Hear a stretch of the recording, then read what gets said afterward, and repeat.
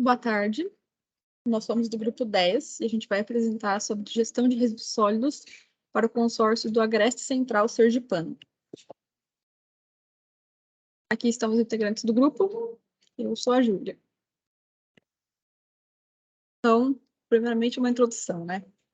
Então, nesse vídeo a gente vai apresentar uma proposta de projeto do gerenciamento de resíduos sólidos para o consórcio do Agreste Central do Sergipe. Essa atividade foi proposta em aula pela professora Regina, da Universidade Federal de Itajubá, para os cursos de Engenharia Civil e Engenharia Ambiental. Então, essa apresentação ela foi desenvolvida a partir de 4 trabalhos elaborados ao longo da disciplina de resíduos sólidos prática, e também tendo como referência o livro, também da professora Regina, chamado Tratado sobre Resíduos Sólidos, Gestão, Uso e Sustentabilidade. Bom, o que é um consórcio, então? O consórcio ele consiste na união entre 2 ou mais entes da federação, então pode ser município, estado ou união, sem fins lucrativos, com a finalidade de prestar serviços e desenvolver ações conjuntas que visem o interesse coletivo e benefício público. Só para dar uma introdução inicial. Bom, então o nosso consórcio, que é do Agreste Central Sergipano, é composto por 20 cidades, e aqui a gente pode ler todas as cidades. E claramente, né, está nesse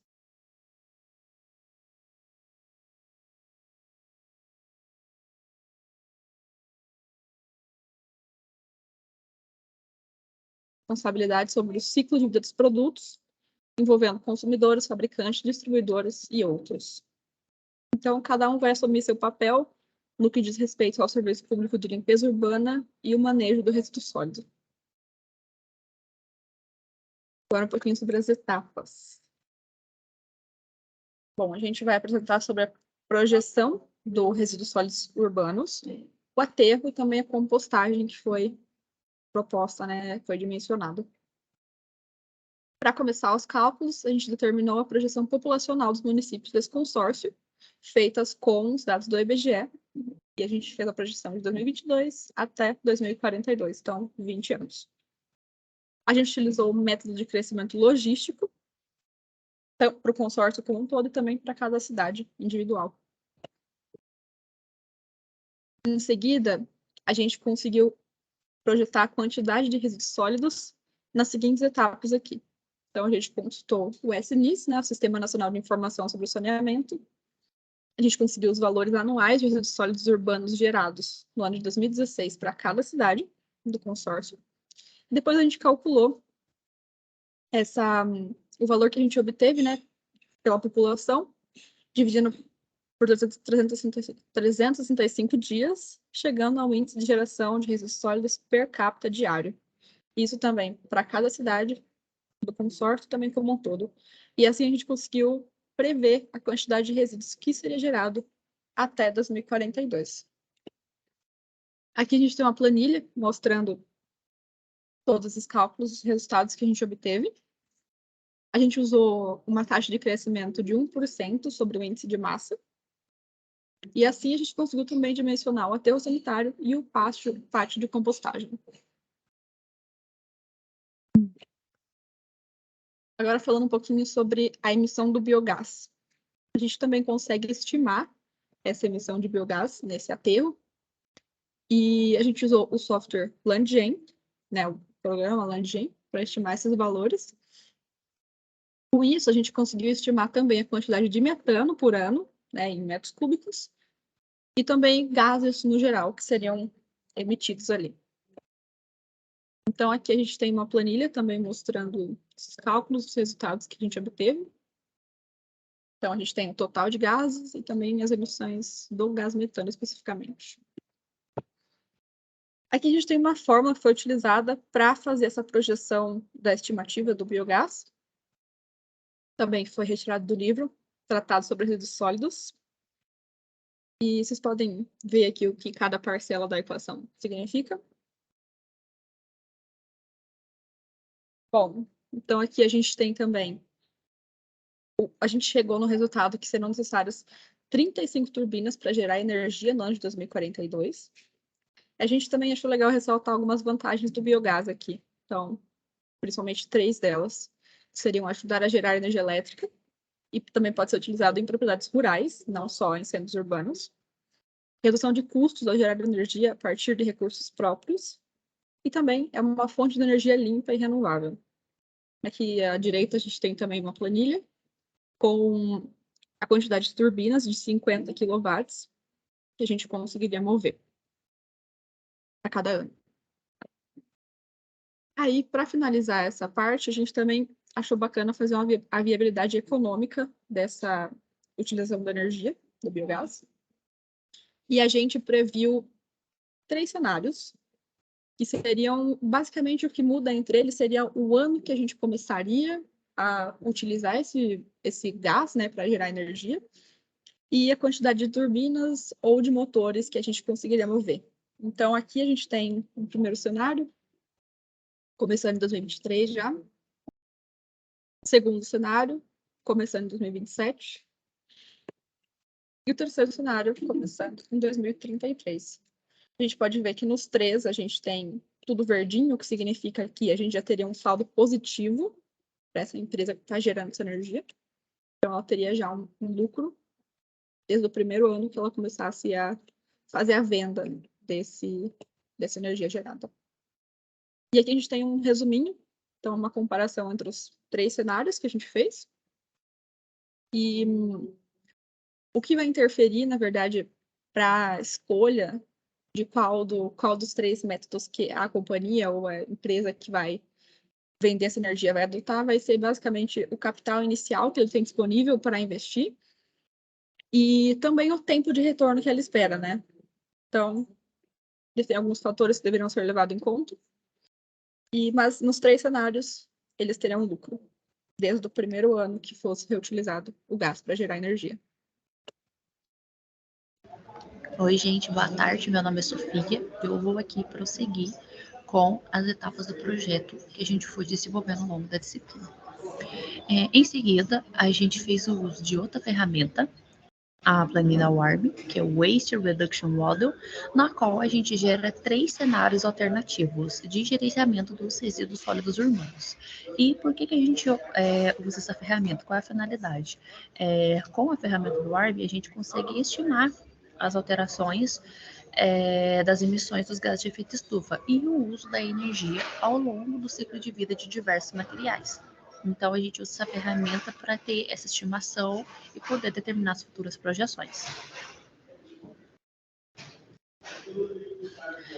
Esses cenários que o ARME apresenta, eu fiz aqui um breve significado de cada. Um cenário otimista, onde a gente prioriza a reciclagem, a gente tem um maior aproveitamento dela. Em seguida, a gente tem o cenário base, que é o cenário atual, que a gente considera para o nosso consórcio. Lembrando novamente que o nosso consórcio é o consórcio do Agreste Central Sergipano.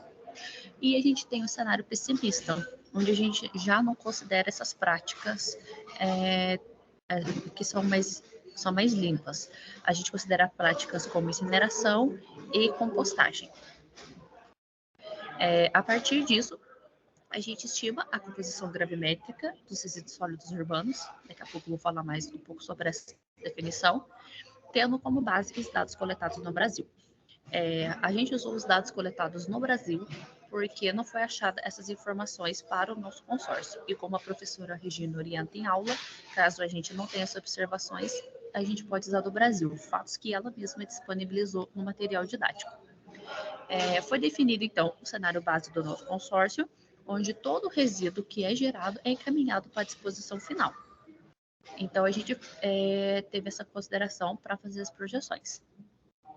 Aqui, só uma definição do que é composição gravimétrica, às vezes com esse nome, muitas pessoas não sabem o que significa, mas resumidamente o percentual de cada componente de uma determinada amostra de lixo em relação ao peso total dessa amostra. Então, a gente pega o lixo, a gente separa os materiais e vê a porcentagem que cada um representa dentro daquela amostra. Então, aqui, a gente tem a estimativa da composição gravimétrica coletadas no Brasil. A gente tem os materiais aqui que a gente conta no dia a dia, como plástico, vidro, metais, papel, a participação e a quantidade de toneladas por dia. E, em seguida, a gente tem a estimativa de resíduos sólidos urbanos coletados no consórcio do nosso grupo, do Agreste Central. Aqui a gente tem materiais como papel, vidro, e até participação, o total coletado embaixo e as suas determinadas quantidades. Em seguida, a gente conseguiu projetar os cenários que eu já defini anteriormente com esses dados. A gente tem o cenário base, otimista e pessimista nos anos de 2022. Aqui nessa tabela já fica claro, o pessimista ele apresenta dados ali na parte de incineração, enquanto o cenário otimista também apresenta, já o base não. Então essas definições a gente consegue comprovar aqui nessas projeções. Comparando, então, o resultado da simulação com os do software, a gente consegue fazer 6 simulações, comparando o cenário atual com os outros cenários. A gente tem aqui ó, as emissões que vão aumentando, mas também a gente consegue ver que alguns números aqui são proporcionais aos índices sentados anteriormente, como reciclagem e outros métodos que a gente pode fazer de reaproveitamento. Em seguida, a gente também fez um trabalho sobre a projeção do aterro sanitário e do digestor anaeróbio. Para o começo desse projeto, o que a gente pensou? Qual a importância desse digestor? O porquê fazer um projeto em cima dele? E a gente conseguiu ver a vantagem dele, que é principalmente acelerar a decomposição da matéria, independente da sua origem, e através dessa aceleração, a gente pode pegar o biogás que ele forma e usar como fonte energética. Então, eu uso esse digestor, eu acelero a decomposição, esse biogás que vai vir da decomposição eu consigo obter de forma mais rápida e gera energia. Então, realizando essa projeção, novamente, eu pego os dados de 2022 até 2042. Aqui a gente tem alguns dados de 2016. Pego a população, novamente a população estimada desde o primeiro trabalho, usando os dados do IBGE. E aí eu tenho o volume de resíduos sólidos compactados, tenho o diário, o material de cobertura, eu tenho o anual, tenho o volume anual gerado ali também, todo em metros cúbicos e com as devidas projeções feitas aí. Em seguida também, a gente calcula a vazão de lixo lixiviado para o nosso consórcio do Agreste Central. Então, a gente tem a área de superfície da trincheira, a vazão média do chorume, a precipitação média anual, todos esses valores são necessários para a gente fazer esses cálculos. Então, aqui foram os valores e as suas respectivas unidades de medida que a gente considerou. Então, após este dimensionamento, a gente consegue calcular o volume das trincheiras para o aterro. E a partir disso, o volume das trincheiras, a gente tem o volume diário, o tempo de maquinário, até o número total de funcionários para gerenciar esse aterro aí. Aqui, depois a gente consegue, então, fazer aí um cálculo aí das potências, né? Da potência que a gente tem aí para administrar esse aterro. A gente considera o volume de gasômetro, a potência, o volume do gás do metano,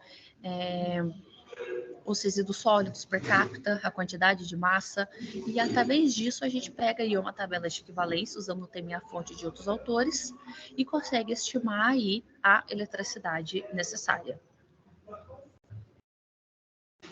E esse foi o nosso projeto desenvolvido em toda a disciplina. Espero que todos tenham gostado.